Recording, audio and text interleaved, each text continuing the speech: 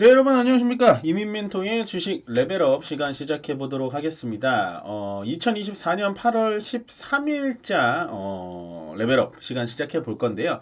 제가 오늘 낮잠 자는 사진을 이렇게 갖고 왔죠. 예, 이제 가을이 되고 뭐 입추는 지났지만 여전히 날씨는 덥지만 어쨌든 가을이 돼서 이런 식으로 지금 행사를 이제 접수를 하고 있는 걸로 본 것 같아요. 그래서 이게 뭐냐면 유한 킴벌리라는 회사 아시죠? 예, 유한 킴벌리 유한양행에서 올림픽 공원에서 꿀잠 챌린지를 한다고 하네요. 그래서 9월 8일 날 날씨가 좋을 때 아마 이런 거 깔아놓고 행사 진행하는 것 같은데, 제가 말씀드리고 싶은 건 뭐냐면 오늘처럼 뭐 이제 진짜 주요 종목들 말고는 대부분 종목들이 다 떨어지는 날에는 그냥 이렇게 꿀잠을 주무시는 게 더 나아요. 예. 물론 이제 저 같은 경우는 시장을 계속해서 봐야 되고 어떤 게 이슈가 될지, 내일의 이슈가 과연 뭐가 될지 막 이런 것도 좀 예측을 하면서 오늘 시장을 마무리하는 것도 맞는데, 일단은 여러분들은 이제 저처럼 이걸 업으로 하는 분들은 아니기 때문에 오늘 같은 시장 이렇게 지지부진하고 모든 종목이 다 떨어지는 시장은 그냥 뭐 이런 식으로 좀 휴식을 취하시는 게 훨씬 더 낫지 않을까. 물리적으로 시장과 좀 떨어져 있으면요, 막 뇌동매매도 막 안 하게 되고요. 이거 또 사야 될 것 같아 막 이런 생각이 좀 안 들거든요. 그러니까 아예 뭐 핸드폰도 뭐 전화 만약에 올 데가 없으시면 핸드폰도 또 한쪽에 치워 놓으시고 그냥 꿀잠이 꼭 아니더라도 뭐 영화를 보신다든지 아니면 뭐 운동을 나가신다든지 뭐 이렇게 시장과 좀 물리적으로 좀 떨어지는 게 가장 좋다, 말씀을 드리고요. 예, 그러면 본업으로 들어가겠습니다. 레벨업으로 들어갈 건데요. 일단은 오늘은 미국 지표보다는 미국의 경제 지표 발표 일정이 좀 중요할 것 같아요. 그래서 이걸 갖고 와봤는데, 일단 오늘 새벽에 이제 7월 PPI 생산자 물가 지수가 나옵니다. 예, 생산자 물가 지수가 어떻게 나오는지 좀 봐야 될 것 같고, 그 다음날 늘 이제 여러분들 아시죠? 다음날 바로 CPI, 미국 CPI 지수. 요게 이제 금리 정책의 가장 중요한 지수라고 불리는 소비자 물가 지수입니다. 생산자 물가 지수는 물건들을 만드는 생산 업체들의 물가 지수를 얘기를 하는 거고요. 소비자 물가 지수는 물건을 사는 우리들이 물가 지수를 어떻게 심리적으로 받아들이는지 이렇게 생각을 해주시면 되고, 그다음에 목요일 15일날 발표하는 게 가장 중요해요. 소매 판매 지수입니다.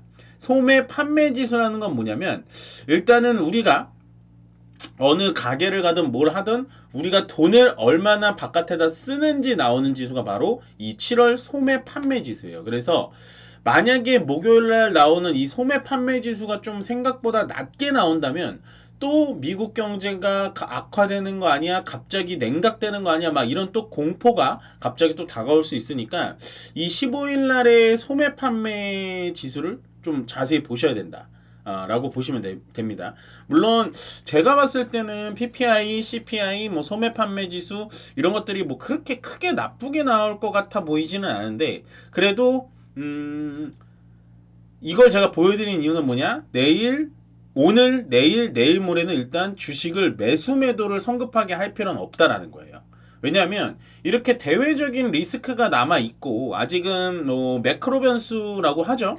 매크로 변수들이 이렇게 질비하고 있는 상황에서 거기다 플러스 지금 일단은 러시아 우크라이나 전쟁이 또 발발이 되고 있죠. 우크라이나가 러시아 본토를 공격을 했습니다. 거기다가 이란 이스라엘 전쟁도 지금 격발되기 일보 직전이기 때문에 굳이 이번 주에는 주식을 매수를 할 필요가 없어요. 예, 매수를 할 필요도 없고 매도도 할 필요가 없습니다. 왜냐하면 어느 정도 여러분들이 수익이 나 있는 구간은 아니라고 보여지기 때문에 매도를 할 수 있는 구간도 아니기에 지금은 그냥 지켜보시는 게 가장 좋다, 말씀을 좀 드리고요. 그래서 제가 요거 스케줄이 가장 중요하다, 말씀을 좀 드렸고, 그 다음에 좀 보겠습니다. 일단은 어저께 미국 지표는요, 다우, 나스닥, S&P 500 전체적으로 뭐 그렇게 뭐가 특별하다라고 말씀을 드리긴 좀 어려워요. 예, 그러니까 그냥 미국 시장도 어제 좀 쉬어갔구나. 많이 특별한 종목은 없고 좀 쉬어갔구나. 러셀 2000 지수까지. 근데 이제 종목을 좀 봐드릴게요. 종목을 좀 봐드리면 일단은 가장 초록색이 뭔가요? 엔비디아. 엔비디아의 급등이 좀 나왔죠. 4% 급등을 하고 있는데, 의미 있는 반등이냐? 뭐 그렇게 보이진 않습니다. 다만 어저께 제가 레벨업 시간에서 미국의 반도체 종목들만 다 떨어졌네요 라고 얘기한 거 기억나실 거예요. 그거에 반해서 나머지들이 좀 떨어질 때 반도체가 올라갔다 정도만 보시면 될 것 같고, 엔비디아는 아마 이번 달 말이죠. 이번 달 말에 실적이 어떻게 나오느냐에 따라서 주가의 향방이 좀 거쳐질 건데, 뭐 제가 봤을 때 엔비디아가 여태까지 계속해서 200%, 300% 넘는 성장률을 보여준 거에 대비 이번에는 그렇게 과연 그 정도로 크게 좀 올라갈 것인가. 물론 영업이익은 낮겠지만, 성장은 했겠지만 성장폭이 그렇게 클 것 같아 보이지는 않는다. 그런데 아마 시장에선 그 정도도 반영을 어느 정도 선반영을 한 것 같아요. 그렇기 때문에 엔비디아 주가가 좀 밑으로 내려가 있는 상태에서 그 정도의 실적만 나와주면 제가 봤을 때는 나쁘진 않을 것 같다. 예, 나머지는 다 조정을 받는 움직임이었습니다. 크게 뭐가 올라가고 떨어졌다라는 느낌은 없고요. 전체적으로 그냥 보합 상태였다. 재미가 없는 시장이었다. 보시면 됩니다. 자, 오늘 시장 상태를 좀 살펴보겠습니다. 뭐 전체적으로 오늘도 뭔가가 올라간 새빨간색은 안 보이죠. 그나마 SK 하이닉스가 한 2.2% 정도 올라가 있고, 나머지는 다 떨어져 있어요. 나머지는 다 떨어져 있고, 역시 시장이 떨어질 때 가장 지켜주는 건 이제 밸류업 관련된 종목들, 보험주라든지 은행주 뭐 이런 것들이 좀 올라가 주고, 나머지는 크게 올라가지 않았고, 요 옆에 보시면 요거 크래프톤이 12% 올랐죠. 영업 실적이 굉장히 좀 잘 나와주면서 제가 봤을 때는 게임 종목에서는 크래프톤이 지금은 대장주입니다. 예, 크래프톤이 제일 대장주라고 보시면 돼요. 앞으로도 끌어갈 건 크래프톤이고, 그 다음 넷마블, 뭐 그 다음에 뭐 상장주들 뭐 그런 거 말고는 NC소프트는 많이 좀 저물었어요. 그만큼 히트작이 없으면 요즘에 게임 종목들은 좀 많이 떨어집니다. 예. 나머지는 크게 뭐가 많이 올라갔다 이런 건 딱히 보이시진 않으실 거예요. 예, 제약바이오도 오늘은 뭐 특별한 이슈가 좀 없었고. 자, 오늘 관심이 있던 이제 테마들을 좀 살펴보겠습니다. 이것도 좀 어저께 해보니까 반응이 좀 좋아서 계속 하는 건데, 일단 오늘 좀 관심이 있었던 거 화장품 이런 거, 화장품 쪽에는 아마도 좀 소형 화장품 쪽에 좀 매기가 좀 몰려가지고 오늘 이슈가 있었던 것 같고, 전고체는 뭐냐, 일단 전고체 배터리가 이 2차전지 열폭주 현상 때문에 전고체 배터리 관련된 종목들이 올라갔어요. 결국엔 배터리가 지금 불이 붙어서 불이 안 꺼지는 건 전고체가 아니라 전에 액이 들어가 있는, 전에 질이 들어가 있는 그런 2차 전지에서 불이 많이 나서 그 불을 끌 수가 없기 때문에 전고체로 빨리 좀 방향 전환을 해야 되는 거 아니냐 하면서 전고체 관련된 종목들이 오늘 굉장히 급등을 보여줬습니다. 그 다음 보시면 뭐 진단키트, 제약바이오 뭐 이쪽 다 떨어지긴 했습니다만 전체적으로 수급이 붙은 건 제약바이오, 진단키트, 뭐 엠폭스, 코로나19, 뭐 비만 뭐 요 정도. 예, 이 정도라고 보시면 돼요. 크게 나머지는 볼 건 없고, 오늘은 뭐 제가 봤을 땐 제약바이오와 전고체 2차 전지 정도 보시면 될 것 같다.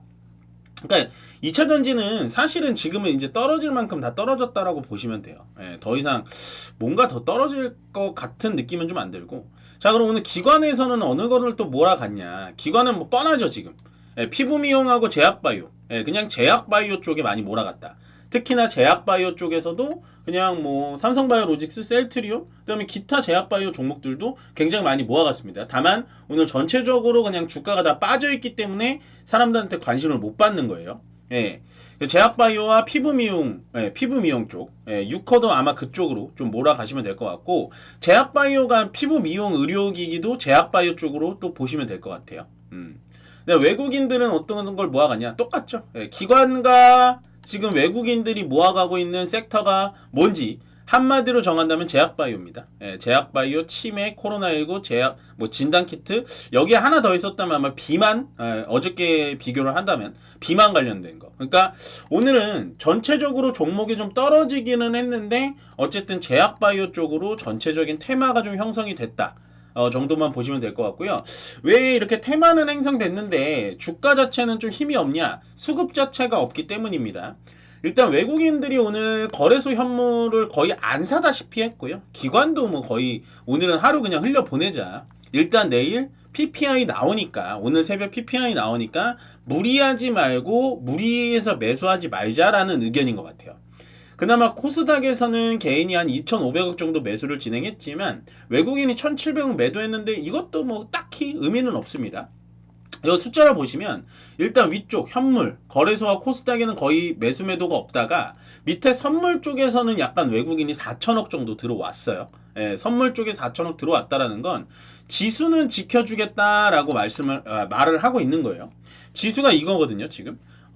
매일같이 회복을 하는 것 같았죠. 그러다가 오늘 정도 살짝 눌러주고 있는데 이 갭은 이번 주에 분명히 메꿔야 된다라고 말씀을 좀 많이 드리고 있습니다. 이 갭은 메꿔야 돼요.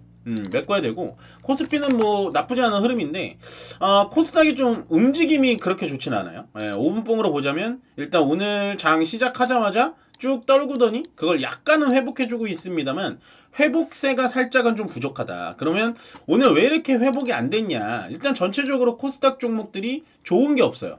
좋은 게 없습니다.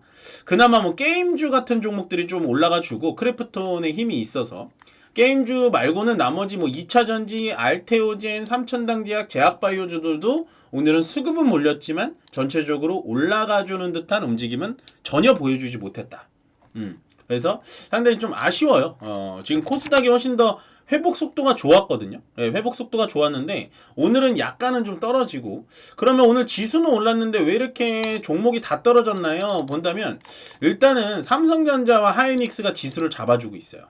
하이닉스가 2.4% 정도 올라갔고요. 삼성전자가 0.7% 정도 올라간 걸 보면 나머지 종목 빼고는 다 올라갔고 거기다가 말씀드린 밸류업, 보험사라든지 금융사 이런 것들만 올라가지고 나머지는 다 떨어졌다. 마지막으로 확인을 드리자면 일단은 오늘 올라간 거를 볼게요. 네, 오늘 올라간 거를 잠깐 보여드릴게요. 오늘 올라간 게 여기 있구나. 요거거든요. 거래소와 코스닥 오늘 올라간 종목들 거래소 올라간 종목 300종목 떨어진 종목 600종목입니다. 예, 가지고 계신 거의 모든 종목이 떨어졌다고 보시면 되고요. 코스닥은 더 처참합니다. 400종목 올라갔고 한 1150종목 떨어졌으니까 아마 여러분들이 10개 종목 갖고 있으면 한 3개 정도 가지고 있으면 많이 오른 걸 거예요. 예, 그렇기 때문에 오늘은 전체적으로 좀 조정의 장이었다. 조정의 장이었고 뭐 그 조정을 크게 신경 쓸 정도는 아니다. 생각을 해주시면 될 것 같아요. 자, 마지막으로 오늘 이제 장내 내부자 거래 한번 보겠습니다. 메디톡스가 요 며칠 계속해서 이 정현우 대표이사님이 내부자 거래 장내 매수를 진행을 해주시고 계시죠. 장내 매수의 크기가 꽤 큽니다. 그래도 한 2억 원, 3억 원 가까이 장내 매수를 또 진행을 해주셨고요.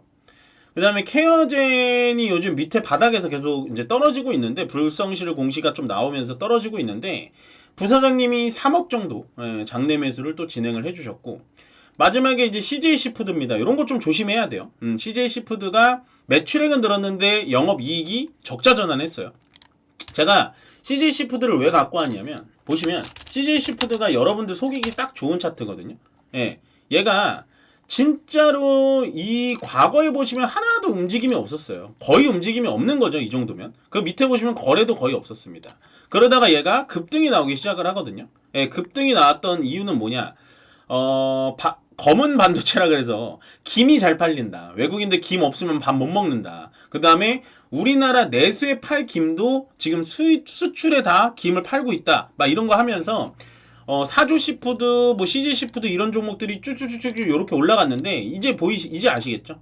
이때 작업을 했던 이 사람들이 지금 실적에 저렇게 나오는 걸 보고 와르르 다 팔고 제자리로 돌아가고 있습니다. 2,500원, 2,600원짜리까지도 돌아갈 수 있음을 좀 말씀을 드리고 중간중간 요렇게 그러면 요렇게 나와 있는 거 이거 뭔가요? 이거는 아마 제 기억으로는 후쿠시마 원전 때 이제 해양 이런 이쪽이 이제 해양 식품 쪽이거든요. 어묵이라든지 뭐 이런 맛살 뭐 이런 건데 어쨌든 어육 뭐 이런 걸 만들기 때문에 후쿠시마 오염수 때문에 좀 올라갔다라고 보여지고 이제는 좀 요게 주식시장의 무서움이라고 보시면 될 것 같아요. 요렇게 급등을 만들어 놨다가 결국엔 실적을 다 망가뜨리면서 결국 밑에까지 다 빼는 이 위쪽에 샀던 분들은 과연 없을까요? 저는 있다라고 보여지거든요. 왜냐하면 이때는 매개체마다 무슨 얘기를 했냐? 김 수출, 음식료 수출 때문에 난리 났습니다. 막 이런 거 나올 때 제가 옥석을 분명히 가려야 된다라고 말씀을 드렸고 CJ 시푸드라는 회사가 나쁘다라는 얘기가 아닙니다. 그런 음식료 얘기가 나올 때 우리는 항상 확인해야 되는 건 뭐냐? 수출 데이터를 좀 확인을 해보자 라고 말씀을 드렸기 때문에 얘는 일단 추세적으로도 좀 많이 무너져 있어서 지금은 조금 더 밑으로 떨어질 수밖에 없는 그런 상황이다 라고 마지막 말씀을 드리면서 오늘 주식 레벨업은 여기서 마무리 짓도록 하겠습니다. 오늘 힘든 장이었는데요. 정말 고생들 많으셨고요. 이번 주까지는 조금은 살얼음판을 걷는 듯한 움직임으로 좀 조심하게 조심조심 주식 시장에 들어오시는 게 낫지 않을까라고 마지막 멘트 드리면서 오늘 여기서 마무리 짓도록 하겠습니다. 고맙습니다.